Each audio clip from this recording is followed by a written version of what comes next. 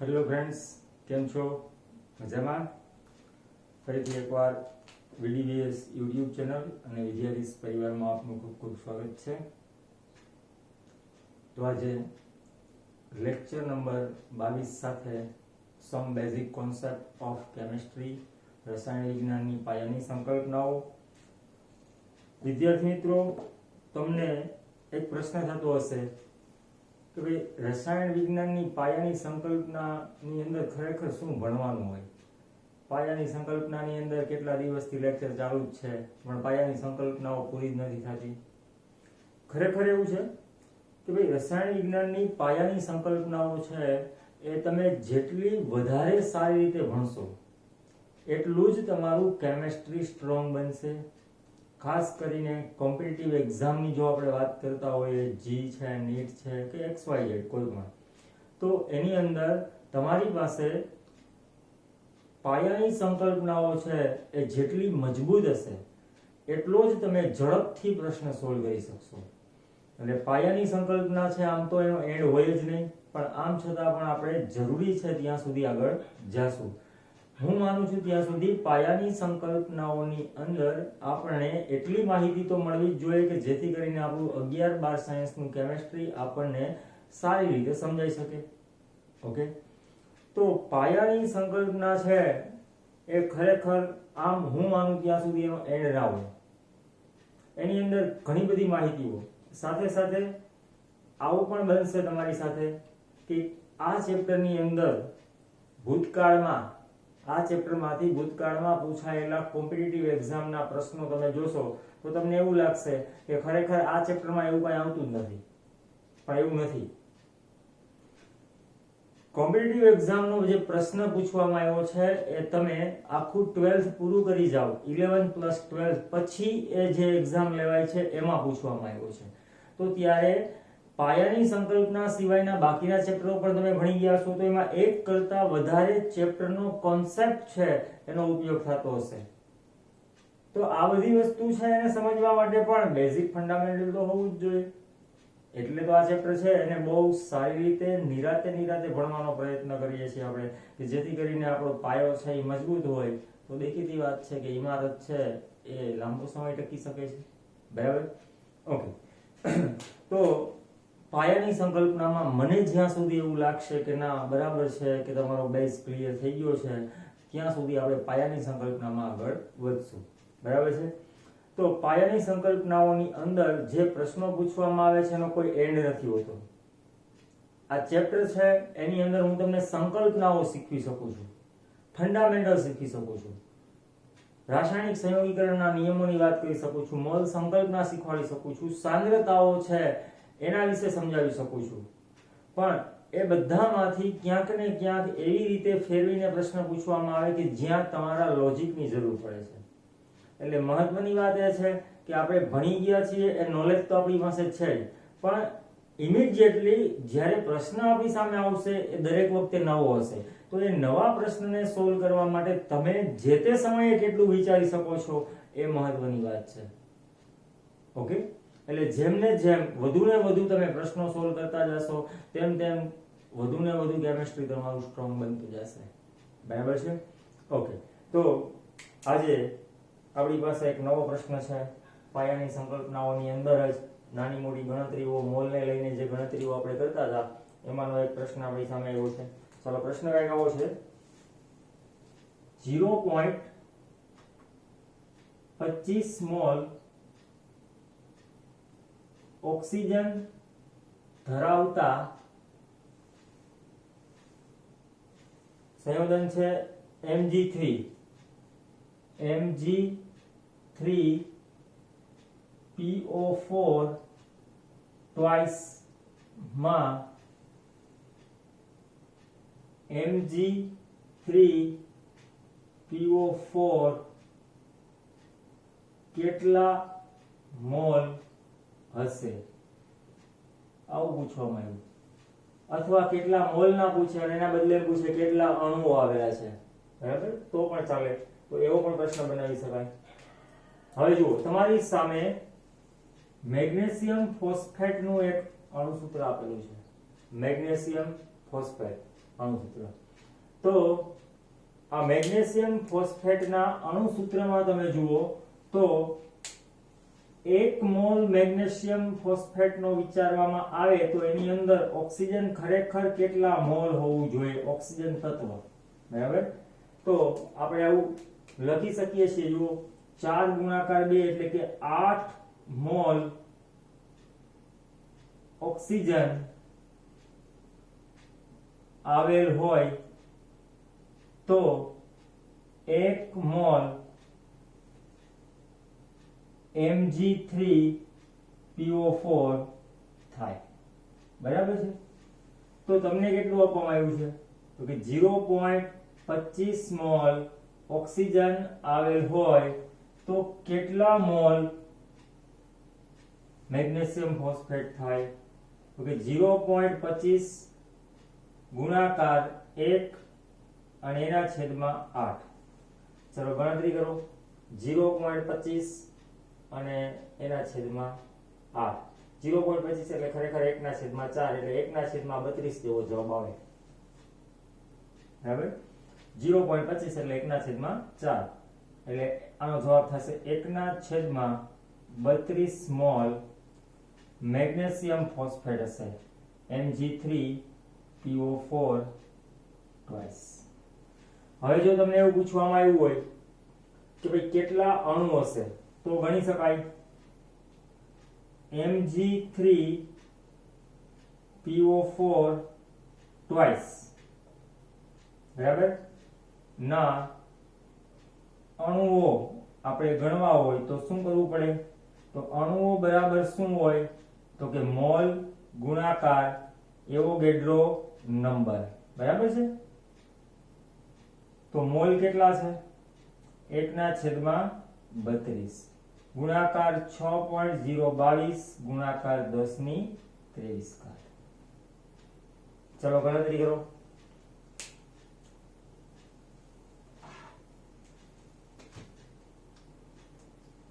6.022 ભાગાકાર 32 0.188 ગુણાકાર 10 ની 23 ઘાત. એટલે હું આમ લખી શકું 1.88 ગુણાકાર 10 ની કેટલી ઘાત. રકમ મોટી થાય છે એટલે ઘાત નાની થાય 22 ઘાત અણુ.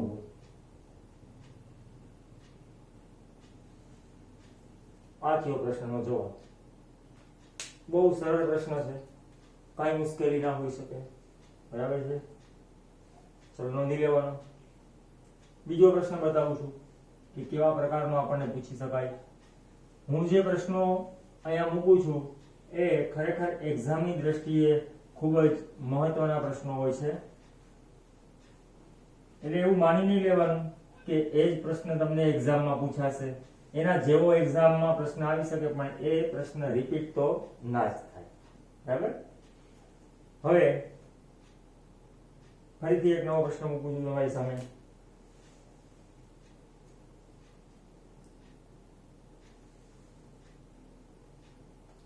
.42 ગ્રામ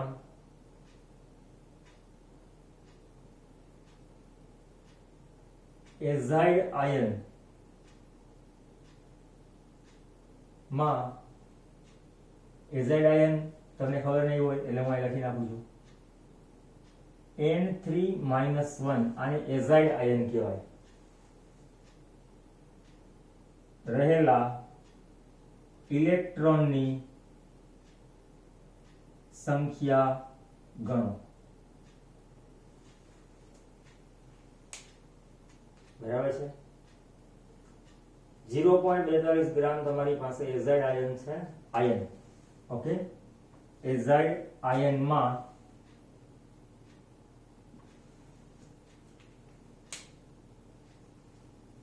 એઝાઇડ આયન કેટલો છે તમારી પાસે 0.42 ગ્રામ. તો પહેલા તો તમારે નક્કી કરવું પડશે કે તમારી પાસે ખરેખર કેટલા મોલ એઝાઇડ આયન છે. બરાબર. તો મારે પહેલા શું કરવું પડે એઝાઇડ આયન છે બરાબર એનું દળ તો એમાં કેટલા નાઇટ્રોજન છે પેલા જુઓ તો 3 નાઇટ્રોજન છે. એક નાઇટ્રોજન નું દળ કેટલું થાય 14 બરાબર ને. તો 3 નાઇટ્રોજન નું કેટલું થશે એટલે 42 ગ્રામ બરાબર 1 મોલ N3-1. તો તમારી પાસે કેટલું છે 0.42 ગ્રામ બરાબર કેટલા મોલ થાય તો કે 0.42 ગુણાકાર 1/42 બરાબર. એટલે જવાબ શું આવશે 0.01 મોલ N3-1. આ તમારી પાસે એઝાઇડ આયન ના મોલ થયા. ચાલો હવે જોવો બરાબર 1 મોલ N3-1 માં રહેલા ઇલેક્ટ્રોન બરાબર જો તમારી પાસે 1 મોલ N3-1 હોય તો એમાં રહેલા ઇલેક્ટ્રોન છે એ કેટલા મોલ હોય અથવા ઇલેક્ટ્રોન કેટલા હોય તો પેલા ઈચ એન્ડ એવરી નાઇટ્રોજન છે તો નાઇટ્રોજન છે એનો પરમાણુ ક્રમાંક 7 છે એટલે 7 ઇલેક્ટ્રોન તો નાઇટ્રોજનમાં હોવાના જ છે. તો એવા 3 તમારી પાસે નાઇટ્રોજન છે એટલે કેટલા થયા 21 થયા હે. તો 21 ઇલેક્ટ્રોન એ અને ઉપર વીજભાર છે -1 એટલે 12 થી 1 ઇલેક્ટ્રોન આવ્યો છે એટલે ખરેખર ઇલેક્ટ્રોન થશે તમારા 22 અને એને ગુણાકાર એવોગાડ્રો નંબર કારણ કે તમારે ઇલેક્ટ્રોનની સંખ્યા ગણવી છે ઇલેક્ટ્રોનના મોલ ગણવા નથી. જો મોલ પૂછ્યું હોય તો 1 મોલ એઝાઇડ આયનમાં રહેલા ઇલેક્ટ્રોન કેટલા થાય તો કે 22 મોલ થાય પણ મારે સંખ્યા જોઈએ છે એટલે સીધું એવોગાડ્રો નંબરથી ગુણી શકાય. તો તમારી પાસે કેટલા છે તો કે 0.01 મોલ એઝાઇડ આયનમાં રહેલા ઇલેક્ટ્રોન કેટલા થાય તો 0.01 ગુણાકાર 22 અને એ ગુણાકાર 6.022 ગુણાકાર 10⁻23 ઘાત અને આખાઈના છેદમાં 1 જ છે. ચલો ગણતરી કરીએ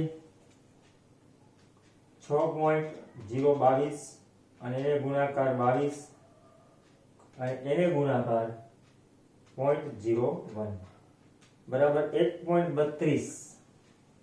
ચલો 1.32 ગુણાકાર 10⁻23 ઘાત ઇલેક્ટ્રોન આવેલા છે. આ ઇલેક્ટ્રોનની સંખ્યા મળી ગઈ. બહુ સરળ પ્રશ્ન છે બરાબર. આમાં કઈ મુશ્કેલી જેવું ના હોઈ શકે. ચલો ત્યાર પછી એક પ્રશ્ન જોઈએ 342.3 આણ્વીય દળ ધરાવતો એક સુક્રોઝ છે અને એના 25.6 ગ્રામમાં હાઇડ્રોજન પરમાણુ કેટલા થાય. હવે એમાં આણ્વીય દળ છે એ આપણને આપે કે ન આપે એનાથી કોઈ ફરક પડતો નથી બરાબર. તો આણ્વીય દળ આપી દીધું હોય તો કોઈ પ્રશ્ન નથી. ચાલો હું પ્રશ્ન અહીં લખું છું 342.3 ગ્રામ પ્રતિ મોલ આણ્વીય દળ ધરાવતા સુક્રોઝ. હવે સુક્રોઝ એટલે સુક્રોઝ નું અણુસૂત્ર તમને યાદ છે C12H22O11 ના 5.6 સોરી 25.6 ગ્રામમાં રહેલા હાઇડ્રોજન પરમાણુની સંખ્યા ગણો. આવો પ્રશ્ન તમારી સામે આવ્યો. તો પહેલા તો શું કરવું પડશે સુક્રોઝના મોલ નક્કી કરવા પડશે. તો આપણે સિમ્પલી આવું લખી શકીએ આ એનું આણ્વીય દળ છે એટલે 342.3 ગ્રામ બરાબર 1 મોલ સુક્રોઝ થાય બરાબર. તો તમે કેટલા ગ્રામ વાપરવાના છો 25.6 ચલો 25.6 ગ્રામ બરાબર કેટલા મોલ થશે? 25.6 ગુણાકાર 1 ના છેદમાં 342.3 બરાબર છે. ચાલો 25.6 ભાગાકાર 342.3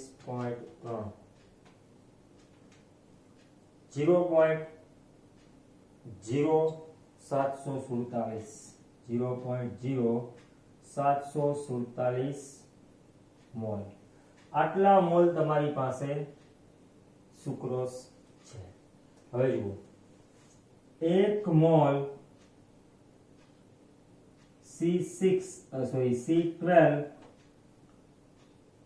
H22O11 આ એનું અણુસૂત્ર છે સુક્રોઝ માં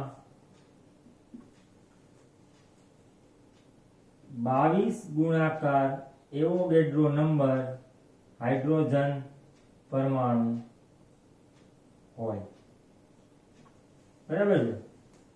1 મોલ હોય તો કેટલું થાય? 22, એટલે કે 22 ગુણાકાર એવોગેડ્રો નંબર જેટલા હાઇડ્રોજન પરમાણુ થાય. તો તમારી પાસે કેટલા છે? 0.0744 મોલ સુક્રોઝમાં કેટલા હાઇડ્રોજન પરમાણુ થશે? 0.0744 ગુણાકાર 22 ગુણાકાર 6.022 ગુણાકાર 10⁻23 છેદમાં 1 ના લખો તો ચાલે. ચલો ગુણાકાર 22 અને ગુણાકાર 6.022 9.90 908 જેવું છે. 9.908 ગુણાકાર 10⁻23 હાઇડ્રોજન પરમાણુઓ. આ તમારો જવાબ.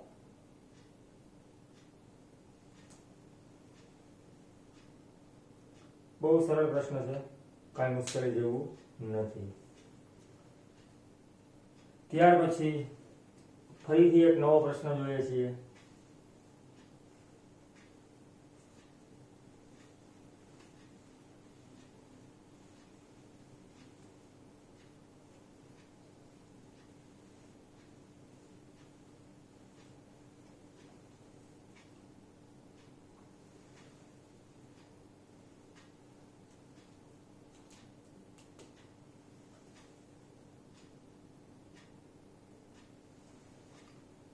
.8 ગ્રામ તત્વમાં 13.8 ગ્રામ તત્વમાં 4.6 ગુણાકાર 10⁻22 પરમાણુઓ આવેલા હોય તો તે તત્વનું પરમાણ્વીય દળ શોધો. તમારી પાસે જે તત્વ છે એ તત્વનું જો તમે 13.8 ગ્રામ વજન લેશો તો એની અંદર 4.6 ગુણાકાર 10⁻22 પરમાણુઓ નીકળશે. બરાબર? તો આપણને ખ્યાલ છે કે કોઈ પણ તત્વનું પરમાણ્વીય દળ જેટલું વજન એટલે એનો મતલબ એનું આણ્વીય દળ હોય. પરમાણ્વીય દળ જેટલું વજન એટલે એવોગેડ્રો નંબર જેટલા પરમાણુઓ આવેલા હોય. તો આવી રીતે લખી શકીએ Na પરમાણુઓ બરાબર પરમાણ્વીય દળ જેટલું વજન થાય. આ તમને ખ્યાલ હોવો જોઈએ. બરાબર? તો આના ઉપરથી ઉલટી ગણતરી પણ તમે કરી શકો છો કે ભાઈ 4.6 ગુણાકાર 10⁻22 પરમાણુઓ ત્યારે 13.8 ગ્રામ થાય. તો એવોગેડ્રો નંબર એટલે 6.022 ગુણાકાર 10⁻23 પરમાણુઓ હોય ત્યારે કેટલું વજન થાય અને આ જે વજન થાય એ કેટલું હોય પરમાણ્વીય દળ જેટલું, બરાબર છે, આ કેટલું હોય પરમાણ્વીય દળ. ચાલો 6.022 ગુણાકાર 10⁻23 ઘાત અને ગુણાકાર 13.8 ના છેદમાં 4.6 ગુણાકાર 10⁻22 ઘાત. ચાલો ગણતરી કરો. 6.022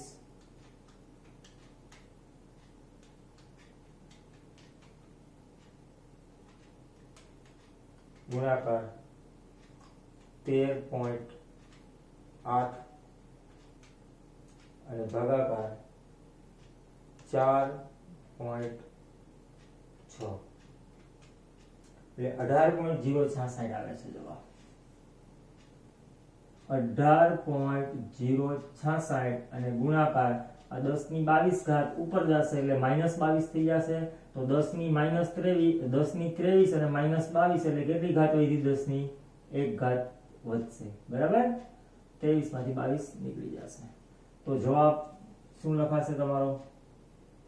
180.66. આ બની ગયું શું તમારા માટે? પરમાણ્વીય દળ. તો આપેલા તત્વોનું પરમાણ્વીય દળ છે 180.66. બહુ સરળ પ્રશ્ન હોય છે. ચાલો ત્યાર પછી આગળ વધીએ.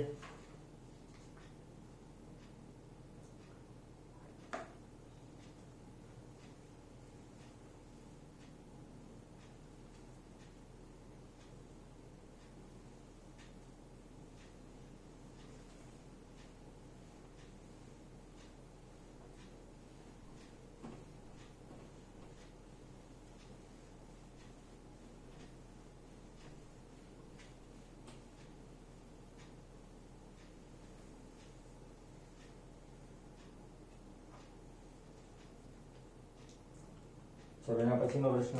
x ગ્રામ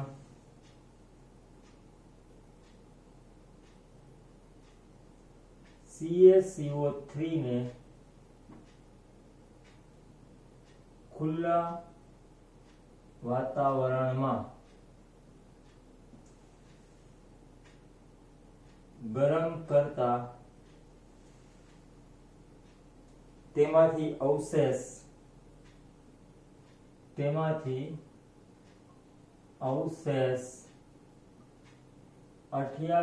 ગ્રામ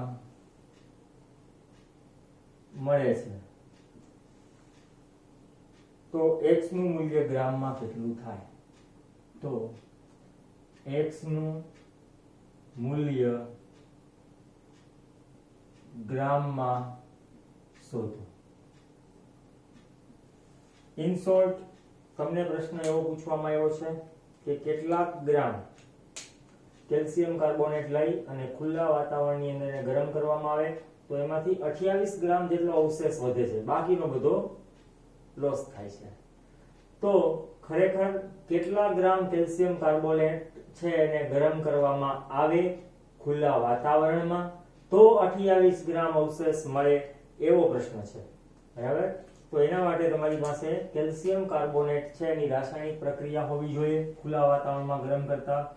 જો CaCO3 બરાબર આ ઘન પદાર્થ હોય અને ખુલ્લા વાતાવરણમાં ગરમ કરવું એવું ગુજરાતીમાં ન લખવું હોય તો એરો ઉપર ડેલ્ટા લખી શકાય. ડેલ્ટા એટલે ગરમ કરવું.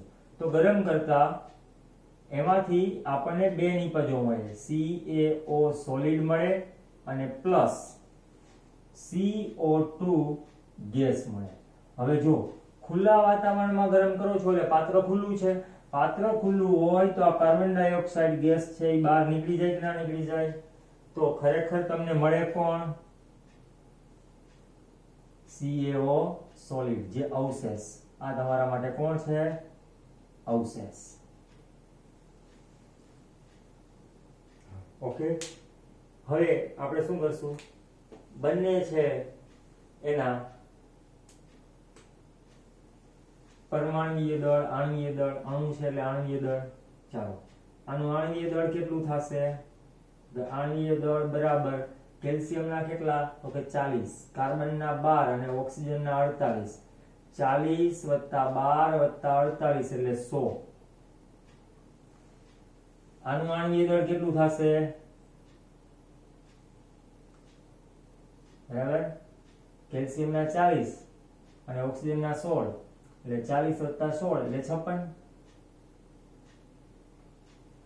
ઓકે, તો હવે તમને પરફેક્ટ આઈડિયા આવવો જોઈએ કે ભાઈ આ કેટલું છે? 1 મોલ. ત્યારે આ કેટલું મળે? 1 મોલ. અને આ પણ કેટલું મળે? 1 મોલ. બરાબર છે? તો 56 ગ્રામ એટલે 1 મોલ અને 100 ગ્રામ એટલે આ 1 મોલ થાય. તો બહુ સરળ વાત છે કે ભાઈ 56 ગ્રામ CaO એટલે આપણા માટે કોણ? અવશેષ. મેળવવા માટે 100 ગ્રામ CaCO3 લેવું પડે. તો આપણે કેટલું મેળવવાનું છે? 28 ગ્રામ CaO અવશેષ તરીકે મેળવવા માટે કેટલું લેવાનું થાય છે? x ગ્રામ CaCO3 લેવું પડે. તો x ગ્રામ બરાબર શું થઈ જાય? 28 ગુણાકાર 100/56 બરાબર 50 ગ્રામ. આ તમારો જવાબ.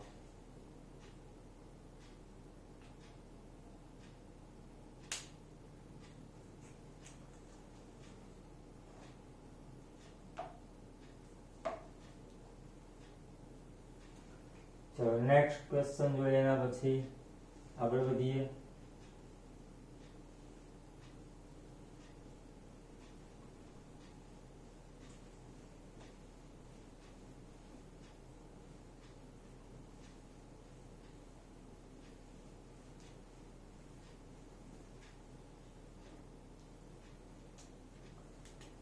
ઝીરો પોઈન્ટ 0.0833 મોલ કાર્બોહાઈડ્રેટ્સ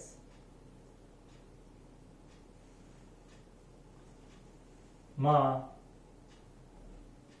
1 ગ્રામ હાઇડ્રોજન આવેલ છે. તો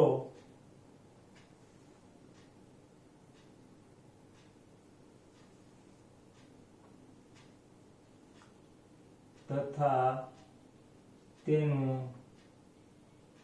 પ્રમાણ સૂચક સૂત્ર CH2O હોય તો તેનું અણુસૂત્ર મેળવો. ઓકે, ચાલો આવો પ્રશ્ન છે આપણી સામે. તો સૌથી પહેલી વાત, આટલા મોલ કાર્બોહાઈડ્રેટ્સ હોય તો એમાં 1 જ ગ્રામ કાર્બન 1 જ ગ્રામ હાઇડ્રોજન આવેલો હોય. તો આપણે એવું વિચારવું પડશે કે અણુસૂત્રમાં કેટલા ગ્રામ હાઇડ્રોજન હશે, કેટલા હાઇડ્રોજનના પરમાણુઓ હશે. તો એ જાણવા માટે આપણે આ પ્રમાણે લખી શકીએ સોલ્યુશનની અંદર કે ભાઈ 0.0833 મોલ કાર્બોહાઈડ્રેટ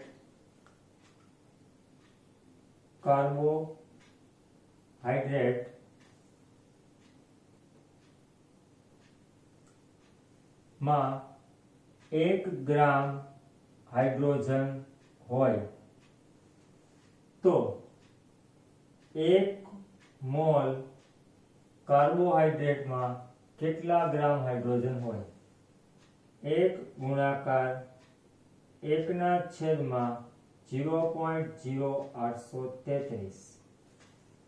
ચલો ગણતરી કરીએ. 1/0.0833 12.004. चलो 12.00 ગ્રામ હાઇડ્રોજન હોય. ચલો બરાબર છે. એટલે 1 મોલમાં આટલું હોય તો હવે આપણે હાઇડ્રોજનની સંખ્યા જોઈએ છીએ. હાઇડ્રોજનની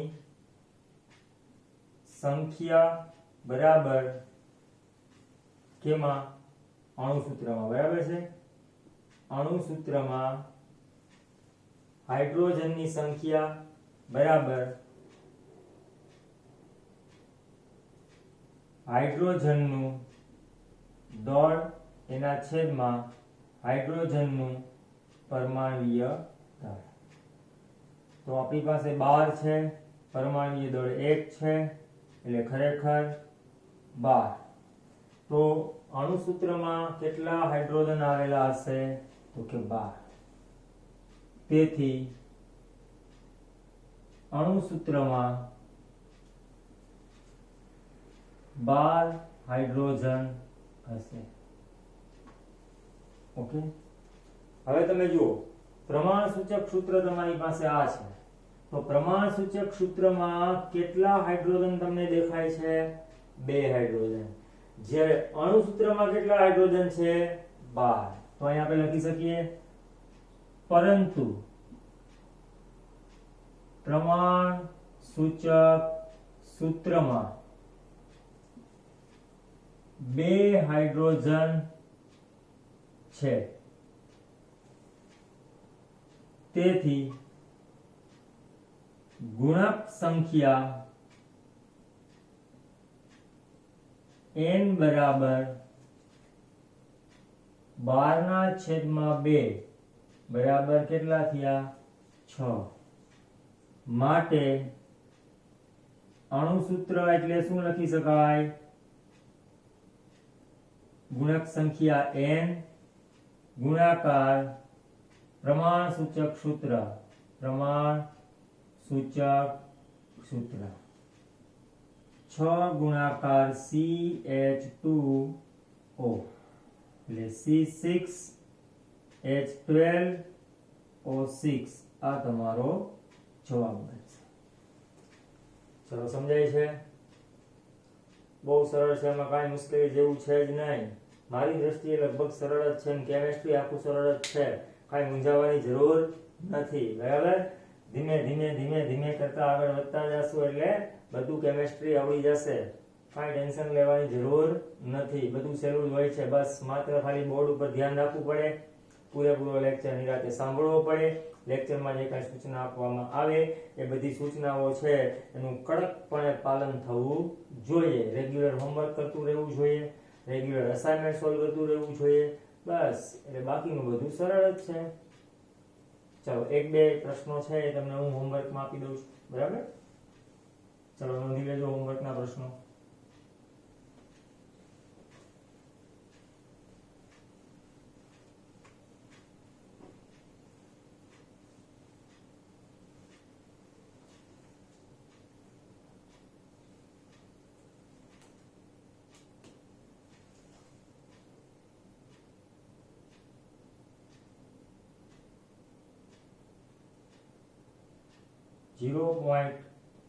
.16 ગ્રામ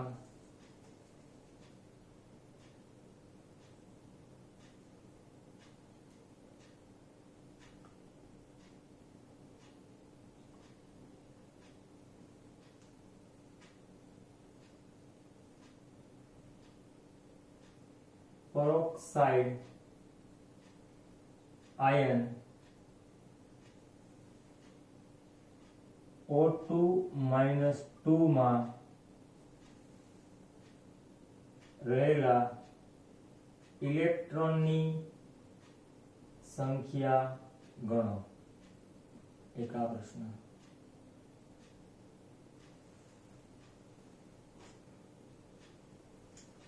ત્યાર પછી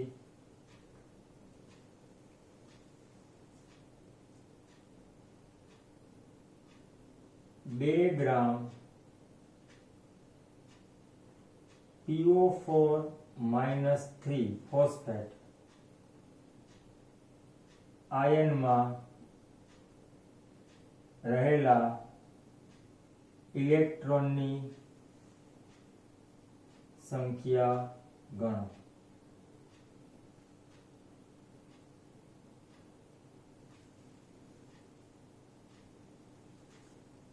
ત્યાર પછી આગળ જોઈએ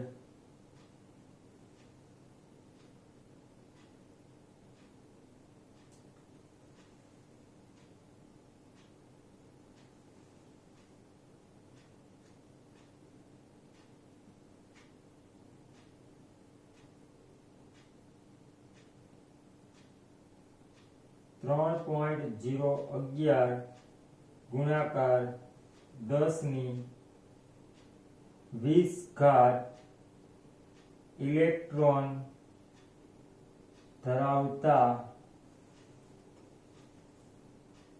CO3-2 જેને આપણે શું કહીએ છીએ કાર્બોનેટ નું દળ શોધો. આવો પ્રશ્ન છે. બરાબર. ચલો 3 પ્રશ્નો છે એ હોમવર્ક ની અંદર ગણી નાખવાના છે. બરાબર છે. ચાલો ઓકે નોંધી લેજો. બરાબર.